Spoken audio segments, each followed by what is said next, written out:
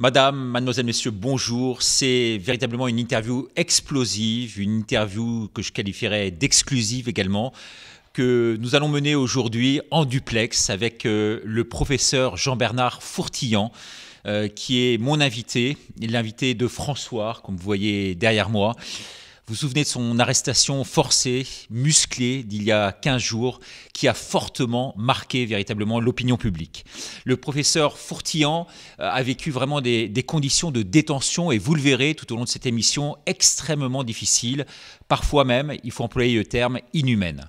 Le juge des libertés l'a finalement remis en liberté, estimant qu'il n'y avait pas, en tout cas peu, de charges suffisantes contre lui. Professeur, bonjour. Bonjour. Je tiens à vous dire que je fais cette interview sans aucune connivence, mais avec la bienveillance d'usage qui me caractérise, en tout cas à votre égard. Au-delà des faits que vous allez tout au long de cette émission nous relater, je vous poserai, et c'est mon devoir journalistique, et c'est aussi l'objet, je dirais, de cette émission, le devoir de vérité, quelques questions qui fâchent, tout en imposant, bien sûr, aucun point de vue et en laissant à l'auditoire sa liberté véritablement de jugement. La liberté d'opinion, la liberté d'expression, c'est ce qui nous manque aujourd'hui terriblement dans notre société, qui, avouons-le, devient en tout cas de plus en plus liberticide. Il faut dire que vous, professeur, vous tapez fort, vous tapez très fort, car vous avez déposé une plainte contre l'Institut Pasteur pour avoir créé ce fameux virus. Vous avez également participé, on s'en souvient, au film Hold Up, et vous êtes considéré, je dirais comme une grande partie maintenant des Français, comme conspirationniste. Là aussi, on y reviendra, et on verra s'il y a un lien justement de cause à effet entre votre arrestation et justement les propos que vous tenez. Mais tout d'abord, professeur, pouvez-vous nous dire pourquoi vous avez décidé aujourd'hui de parler donc et de vous exprimer sur François? Pourquoi François? Écoutez, j'avais décidé de ne parler qu'à François, les conditions de l'interview me conviennent parfaitement et je n'en ferai pas d'autres, parce que voilà, j'apprécie uniquement la vérité. Je pense que c'est le seul média qui ait le courage de dire la vérité. Voilà. Alors, professeur, est-ce que vous pouvez commencer cette émission par nous dire exactement les faits qui vous ont été reprochés? Alors, premièrement, pour commencer, je ne peux pas rappeler, mais dans la plainte que j'ai portée contre l'Institut Pasteur, c'était le 4 décembre. C'était le jour d'ailleurs où on m'attendait avec un piège, donc à Paris. Je ne suis pas allé le 4 décembre, heureusement pour moi, je ne me suis pas rendu à Paris, à la convocation. Et le 7 décembre, le lundi 7 décembre suivant, j'ai eu un mandat d'amener. Les gendarmes sont venus me chercher, donc dans ma planque, parce que je m'étais caché pour faire la vidéo du 20 août. J'étais caché depuis 4 mois, je n'en ai parlé à personne. Personne ne savait où j'étais, même pas mes enfants, ma famille, mon avocat ne savait rien. Je ne lui ai jamais rien dit. Donc ils vous ont localisé et les gendarmes sont venus vous chercher. Ils sont venus me chercher et effectivement, il fallait me transférer. Et pour me transférer à Paris, comme c'était le 11, elle m'attendait le vendredi 11 décembre, eh bien, on m'a mené à la gendarmerie de Saint-Martin de Valgarde, près d'Alès. Voilà. C'était des gendarmes qui connaissaient parfaitement, ils étaient à profession de gendarme, ils connaissaient parfaitement la situation, d'ailleurs. Ils savaient que le Covid-19 était fabriqué par l'Institut Pasteur. Et effectivement, je suis allé à la gendarmerie. Et comme j'étais à plus de 200 km de Paris, je suis passé devant le juge des libertés, à Alès. Et le juge des libertés a la possibilité selon mes dires, de me refuser le transfert à Paris ou de l'accepter. Et quand je suis arrivé devant le juge des libertés, j'avais comme témoin d'ailleurs derrière moi les gendarmes qui étaient au courant de la situation, je suis tombé devant un juge des libertés qui m'a dit tout de suite, j'avais sorti le masque, mettez le masque, etc. jusqu'aux yeux. Je lui ai dit, je peux pas parler avec le masque. Bon, je comprenais pas ce qu'elle me disait, je l'ai mis. Et puis, je lui ai demandé, madame, voilà, est-ce que vous pouvez accepter ou refuser le transfert? Si moi je demande, je refuse le transfert, elle m'a dit, que vous refusiez ou non, vous irez à Paris, on vous mettra en prison puisque vous êtes rebelle. Et comme c'est le 11 que vous devez être à Paris, le 10 de la prison, on vous transférera. Donc, j'étais pas écroué, j'étais en transfert. mais comme ils savaient que j'étais rebelle, ils m'ont mis en prison. Alors, ils vous ont mis en prison dans quelles conditions exactement? Vous étiez, je crois, trois dans une cellule, c'est ça? Alors, c'est la prison la plus pourrie de France. Il y a 3 fois trop de détenus. Et j'étais aux arrivants. Normalement, en arrivant, on était en cellule seule. Alors, je suis arrivé donc là-bas, on m'a mis en pyjama, en tenue. Je suis arrivé donc comme un prisonnier. Tout le monde croyait que j'étais écroué. Donc, j'étais pas accusé, j'étais en transfert. Et je suis arrivé dans une cellule où il y avait plus de 5 mètres carrés, il y avait un lit et il y avait déjà quelqu'un. Alors, bon, il avait 20 ans, donc il m'a laissé le matelas, il a couché par terre, lui, sur un autre truc. Et puis, à minuit et demi la nuit, il y a un autre qui est arrivé, on était 3 sur 5 mètres carrés. Donc 3 avec un seul lit, c'est ce que vous confirmez? Il fumait du hashish sans arrêt, hein, c'est des petits marchands de hashish. Il faut voir les conditions, hein. Donc tout était cassé, donc ça a duré 24 heures. Le lendemain. Donc c'était une nuit de cauchemar, j'imagine, pour vous, et ça aurait pu mal tourner également, hein, vous dites. Alors comme ils étaient en manque, ils fumaient du hash, ils avaient de la résine de cannabis, donc les gendarmes leur donnaient du tabac pour se fabriquer Ils n'arrêtaient pas de fumer du hash. Comme ils avaient été en manque, ils dormaient mal la nuit, donc la télévision était branchée sans arrêt. Donc, et puis j'ai passé une nuit comme ça, ils fumaient, alors évidemment ça sentait le hache, moi je fume pas, je fume même pas, mais puis ils ont le cerveau démoli ces gens-là. Et donc voilà. Et à ce moment-là, professeur, je tiens à poser une question quand même. À ce moment-là, qu'est-ce qui s'est passé dans votre tête? Vous êtes dit alors quoi? après, normalement, quand on rentre en prison, on doit avoir un médecin. Alors le médecin, j'ai vu le médecin de la prison.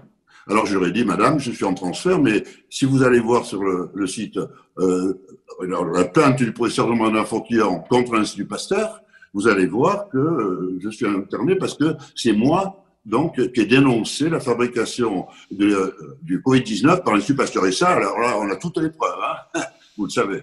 Donc effectivement, ils ont commencé à dire, il est fou. Bon. Et puis le lendemain, j'ai vu le médecin psychiatre. Alors le médecin psychiatre, je lui ai dit, madame, vous avez vu la plainte contre l'Institut Pasteur? On ne l'a pas vue. Mais je lui ai dit, mais elle m'a trouvé exalté. Alors je lui ai dit, écoutez, je suis exalté, mais quand vous connaîtrez la vérité, vous avez écouté Jean-Marie Bigard quand il parle contre Macron, vous allez voir, il est plus exalté que moi. Mais s'il savait, Jean-Marie Bigard, que l'Institut Pasteur a fabriqué le Covid-19, tout exploserait. Hein. Alors, parce qu'elle me trouvait exalté. Je n'étais pas tellement exalté.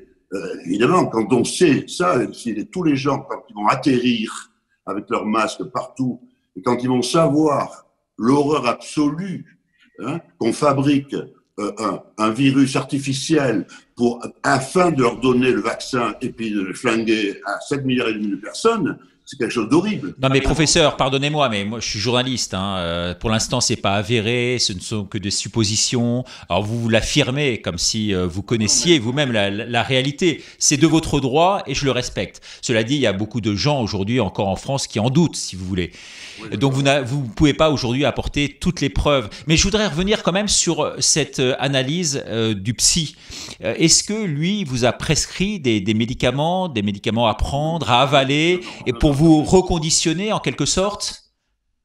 Donc là, j'étais en prison et ça m'a sauvé la vie parce que j'ai commencé à parler. Donc ensuite, je lui ai dit, parce que je le savais, bon, que Trump allait être élu, mais ça, c'était une discussion entre eux. Alors là, il a dit, il est complètement fou, et je vous arrête tout de suite. Là, c'est impossible. Biden est le président. Et alors là, c'était l'urgence psychiatrique. Et le lendemain, je suis parti à l'hôpital psychiatrique avec les bras et les pieds attachés sur une civière psychiatrique. Vous savez, une civière spécialisée. C'était la camisole physique.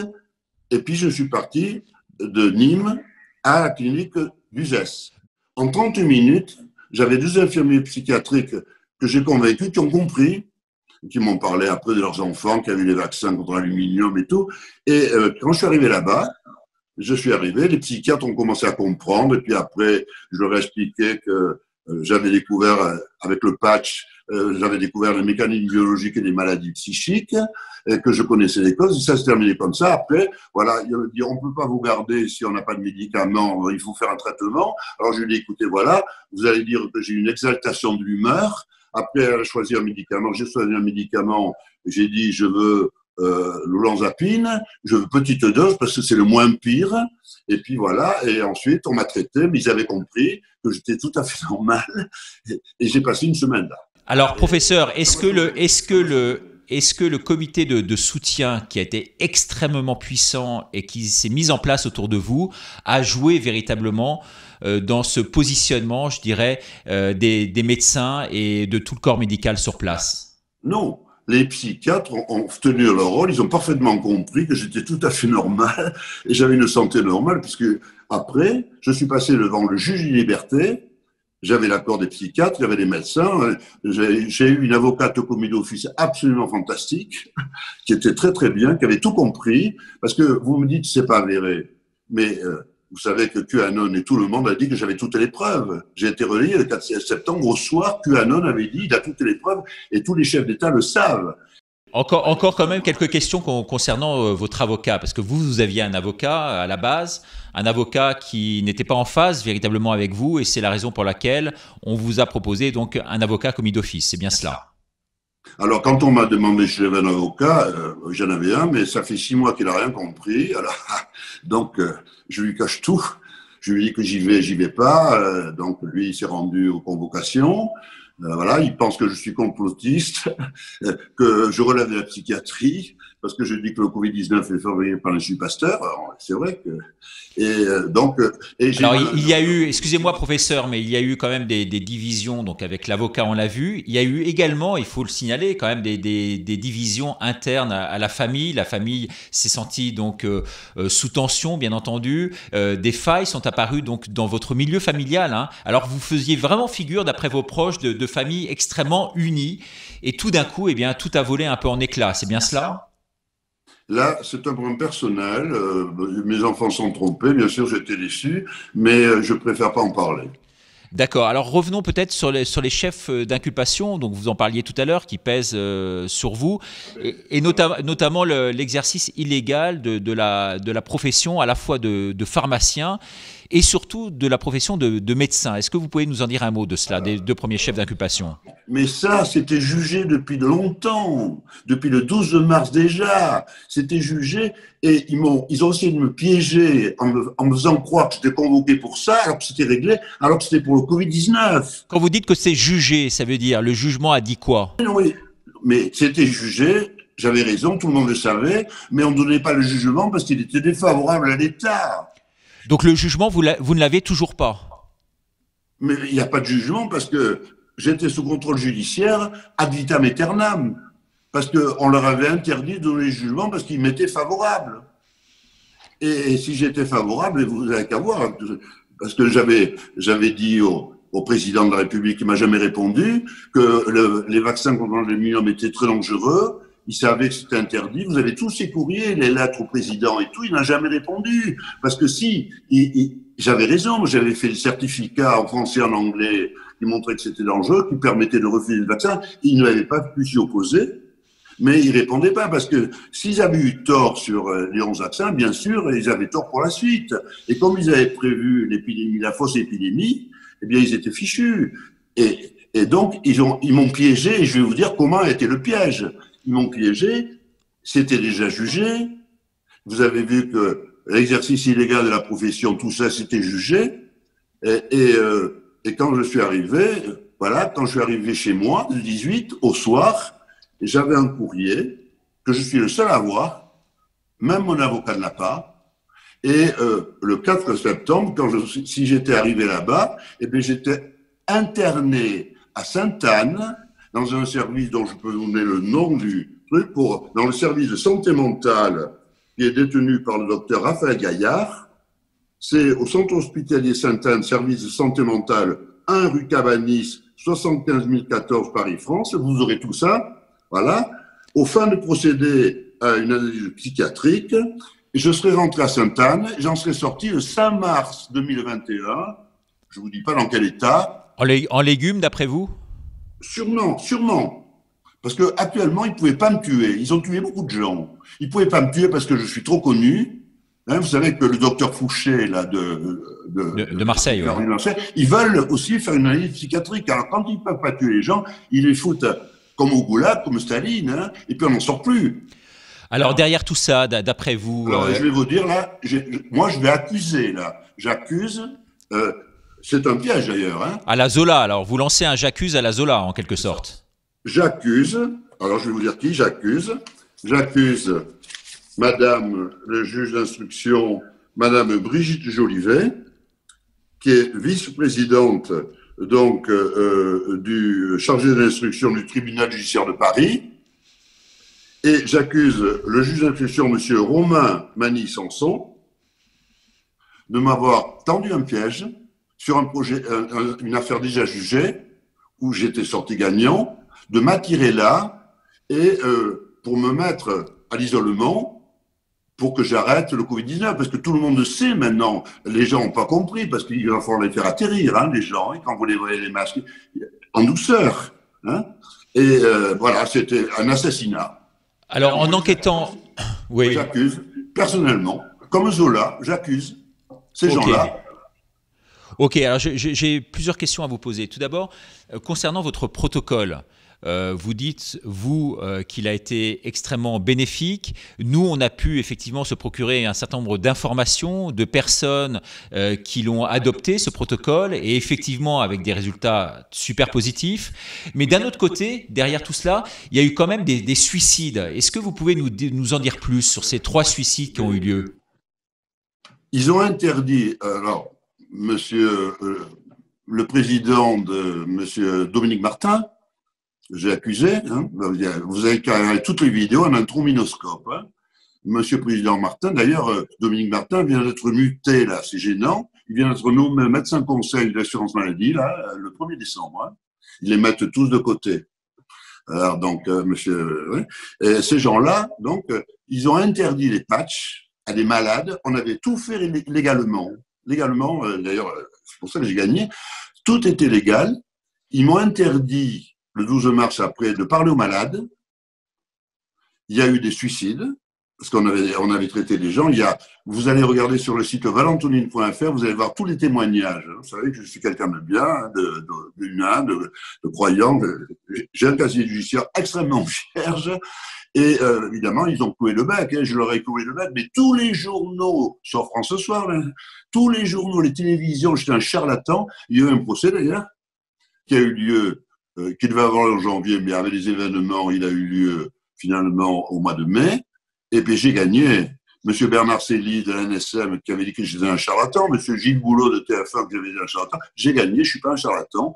Voilà. Alors concernant, professeur, ces 3 suicides, d'après vous et d'après ce que je peux comprendre à travers vos dires, c'est le sevrage finalement en quelque sorte l'interdiction de la prescription de vos patchs qui a conduit finalement les gens au suicide. Écoutez, il faut aller voir le site valentonine.fr et l'association Medival. Vous allez voir, il y a eu 3 suicides, mais il y a eu 2 euthanasies et il y a eu 2 gens qui se sont suicidés le jour où ils ont su qu'il n'y aurait plus de patch.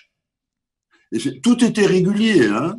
Tout était régulier. Et je dois dire que d'ailleurs, il y a un certain monsieur Patrick Bouet, vous le verrez, hein, le président du conseil de l'ordre des médecins. Hein, je dois dire que c'est vraiment un personnage peu recommandable qui est acheté, qui voulait mettre monsieur Raoult, le sortir du conseil de l'ordre, qui a viré du conseil de l'ordre des médecins tous les médecins qui prescrivaient l'hydroxychloroquine. Et ce monsieur Bouet, là, d'ailleurs, c'est marrant parce qu'on en parle là. Et justement, mais il revient sur la sellette. Hein. Je pense qu'il faut on a l'impression, vu de l'extérieur, que c'est véritablement aujourd'hui une guerre des clans, y compris donc bien sûr dans le milieu médical. Est-ce que vous pensez que votre participation au film Hold Up, dans lequel vous occupiez un rôle important, a été préjudiciable en quelque sorte pour vous? Non. Hold Up a été interdit à cause de ce que je disais, uniquement. 3 minutes 26, d'ailleurs, vous avez qu'à voir dans la plainte. J'ai tout analysé. Vous avez qu'à voir. Donc, tout a été analysé. Laurent Delahousse a commencé à dire qu'il y avait des contre-vérités. Il y avait au moins une trentaine de fake news. Il n'y en avait aucune. Aucune. Et alors, ce qu'ils ont analysé, alors ils font beaucoup d'erreurs. Ils ont parlé de moi. 3 minutes 26, moi, ça s'est réduit à 26 secondes. Et puis évidemment, et puis après, ils ont fait une faute énorme. Ils ont dit que les brevets d'Institut Pasteur n'avaient jamais inventé le virus. Alors là, vous n'avez qu'à voir, hein. C'est pas compliqué. Le titre des brevets, il y en avait 3. c'est toujours Pasteur. Ça, c'est de l'argent. Hein. On ne peut pas breveter un virus naturel. Et le titre, c'était Nouveau coronavirus. Et puis, il y avait 158 insertions génétiques d'ADN, d'ailleurs. Il y avait d'ailleurs le virus de la malaria, ça c'était normal, depuis 2003. Et puis ensuite, il y avait des nucléotides de synthèse, il y en avait 17 au moins, et ça c'est pas naturel. Et on ne peut pas, il faut qu'il y ait une invention. Je connais les brevets, ça fait 30 ans que j'en prends. Et moi, j'ai les brevets, ils sont délivrés, mes brevets de patch. Alors, je connais la question. Alors justement, vous êtes professeur en pharmacologie, mais vous n'êtes pas professeur en médecine. Est-ce que les prérogatives qui sont les vôtres sont les mêmes dans ces deux domaines, d'après vous? Et notamment en ce qui concerne Alzheimer ou les troubles psychiatriques et psychiques. Bon, les professeurs de médecine, ils apprennent la médecine. Bon, d'ailleurs, la pratique de la médecine est interdite en France. Maintenant, ils ne peuvent plus rien faire. On leur a interdit, un type qui était allergique à un vaccin est interdit. On leur a interdit de prescrire de l'oxychloroquine, de soigner le malade. C'est inimaginable. C'est une dictature. C'est un très beau métier, la médecine. Mais les médicaments, ils n'y connaissent rien. Heureusement qu'ils n'y connaissent rien pour les labos, parce que s'ils savaient ce qu'ils prescrivent, ils ne prescriraient pas. Et alors, justement, notre découverte, c'est formidable, parce qu'ils vont comprendre les patchs, pourquoi, et le malade va comprendre pourquoi on lui prescrit les patchs, c'est formidable. Hein? Alors, vous savez, les médecins ne connaissent rien aux médicaments, mais c'est pas leur métier. Moi, je fabrique des médicaments. J'étais expert toxicologue, mais pas livresque, moi, comme les experts des conseils scientifiques. Quand j'ai passé l'agrégation, moi, d'université. J'étais plus jeune agrégé de France. En 72, je l'ai passé.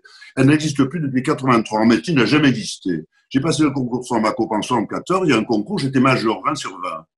Ils ont jamais mis 20 sur 20. Et donc, bon, c'est pas pour me vanter, mais parce que j'étais dans un domaine qui était prévu pour ça. Je pense que je suis né pour ça. Je l'ai dit d'ailleurs. Hein. Bon, je suis très croyant et je pense que on m'a fait naître pour ça. Voilà. Alors professeur, il me reste encore 2-3 questions parce que le temps presse. La première de ces questions, c'est véritablement quel est votre état d'esprit aujourd'hui? Est-ce que vous avez peur qu'il y ait d'autres poursuites contre vous? Est-ce que vous craignez le pire pour les jours à venir? Non. Je pense que là, j'ai gagné une bataille terrible parce qu'on va afficher, j'accuse, comme Zola, des personnes précises. Et là, c'est évident, hein, le piège. Hein. C'est une affaire, ils ont voulu me piéger. Hein. La convocation, c'était toujours la même histoire. Hein. Depuis le 12 novembre dernier, le problème est réglé. D'ailleurs, tous les officiers de police judiciaire de France, on a récupéré la commission rogatoire. C'était la plus grosse affaire. Hein. Et vous pouvez demander à tous les officiers de police, à la profession de gendarme, tout le monde a compris. Tous les chefs d'État savent que j'ai la vérité. Et là, actuellement, ils sont dans une impasse incroyable. Ils ont commandé les vaccins Chadorsan Covid-19. Il a été commandé par milliards. Il y a des milliards de doses. Ils voulaient vacciner. Moi, je me suis pris le 20 août, j'ai dénoncé. 8 jours après, ils avaient arrêté. Et là, maintenant, ils savent pas quoi faire. Ils font croire que, comme ils savent qu'ils sont condamnés à mort, parce que c'est quand même horrible, ce truc-là. Ils savent qu'ils sont alors, ils font n'importe quoi. On vous dit que dimanche prochain, il va y avoir un vaccin, on ne sait pas lequel. Bon, alors, ils ont fabriqué le vaccin, ils l'ont livré l'année dernière. Ils ne savent plus quoi en faire de ce Chadorsan Covid-19, et les autres sont des leurs. Et le vaccin mARN de Pfizer, il n'existe pas parce qu'on ne peut pas faire, avec un ARN messager, on ne peut pas faire porter le Covid-19 par un ARN. C'est complètement absurde. Non seulement c'est pas révolutionnaire, mais c'est impossible, c'est stupide. Mais professeur, je suis désolé, mais il y a quand même des comités scientifiques, avec des professeurs également dedans, qui eux ont jugé en leur âme et conscience, avec le discernement qui est le leur. Alors même si on ne partage pas, et peut-être moi le premier, cet avis-là, en tous les cas, par rapport à tous les professeurs qui sont venus sur ce plateau, ici, du défi de la vérité, on a eu le professeur Perron, le professeur Montagnier, on a eu une quinzaine de professeurs en ligne qui nous confirment votre version des faits. Cela dit, de l'autre camp, de l'autre côté, il y a également toute une part, semble-t-il, de vérité. Les Français, en partie, y croient à cette vérité-là. Qu'est-ce que vous pouvez dire aujourd'hui, et pour conclure, aux Français concernant votre propre vérité? Moi, j'ai dit toute la vérité. D'ailleurs, c'est le site dans le titre. Je respecte énormément le professeur Perron, alors que vraiment j'admire, parce que je l'admire. J'aime aussi beaucoup le professeur Raoult. Ils disent la vérité. D'ailleurs, le professeur Raoult a démissionné du comité scientifique. Il a été viré d'une CERM, etc. Donc, la vérité, ça fait mal. Ils sont prêts à tout. Hein. Le professeur Perron, voilà, depuis que sa famille depuis qu'ils savent qu'on m'a mis à l'asile psychiatrique, mais justement, je m'en suis bien sorti. J'ai été sauvé par la prison, les psychiatres de la prison. Hein. J'ai un état de santé mental parfait. D'ailleurs, ils ont pu le vérifier. Et là, vous avez, j'étais pour 4 mois à Sainte-Anne. Il leur a fallu 2 jours pour comprendre, moi, que j'étais pas. Donc, j'étais en parfaite santé mentale. Là, je remercie tous les libertés, les juges de liberté. Mais quand j'étais à l'Est, quand ils m'ont emmené, Madame Jolivet avait téléphoné à la juge de liberté pour dire c'est un complotiste, il faut nous l'amener. Ils avaient tout prévu, sauf que j'allais être sauvé par à l'hôpital psychiatrique, à la prison. Je vous coupe parce que ce que vous dites est très grave. Il y a eu interférence, donc, avec une pression qui a été faite sur le juge des libertés. C'est ce que vous dites là, d'après ce que j'ai pu comprendre. Et j'ai comme témoin l'adjudant Aurélie Godard de la gendarmerie de Saint-Martin-de-Vaugirard. Ils étaient derrière moi. Parce que, normalement, elle n'aurait pas dû intervenir. Elle avait téléphoné à la juge, elle nous l'a dit. J'ai eu Madame Jolivet. Alors évidemment, elle lui dit c'est un complotiste, il faut l'embarquer. Ils avaient tout prévu, sauf que j'allais être sauvé. Quand j'ai dit au médecin psychiatre que le Covid-19 était fabriqué par un stupéfiant, c'est impossible, ça, vous vous rendez compte. Il va falloir les faire atterrir, les gens. Hein. Mais ils ont dit que j'étais fou. Et quand j'ai dit que Trump allait être élu, ce qui va être la vérité, mais voilà, j'étais autant. Et après, tout s'est arrangé, c'était des gens honnêtes, je vais aller les remercier, ils m'ont sauvé la vie. Bon, écoutez, professeur, en tout cas... Oui. C'est comme ça, c'est très très grave. Ils sont foutus, là. Hein. Excusez-moi, je suis très franc. Et je suis très content parce que le professeur Perrin avait dit sa famille a peur parce qu'ils ont mis le fourtillant en psychiatrique. Mais si j'avais été au bout, j'étais foutu. Hein. En tout cas, professeur, je vous remercie infiniment d'être venu, d'avoir choisi François donc, pour venir nous délivrer votre vérité. C'est la vôtre qui n'engage que vous. Maintenant, libre aux téléspectateurs de pouvoir juger de leur côté, en quelque sorte, et de pouvoir nous délivrer, donc sur Internet, véritablement leur point de vue, de pouvoir apporter effectivement tous leurs commentaires par rapport à cette émission que l'on vient d'enregistrer, et pouvoir nous dire si véritablement ils sont de votre côté ou des leurs, je dirais. Merci beaucoup, professeur, d'être venu sur ce plateau. Et je vous dis donc à très bientôt et bon courage à vous et à vos proches et à votre famille, en espérant que Noël puisse refédérer un peu tout le monde autour de vous. Merci à vous. Merci à France ce soir. Et nous allons faire avec Jasper Madère un spécial fête de Noël. Vous connaissez le sujet à l'avance. Hein. Merci, professeur. Au revoir. Merci à vous.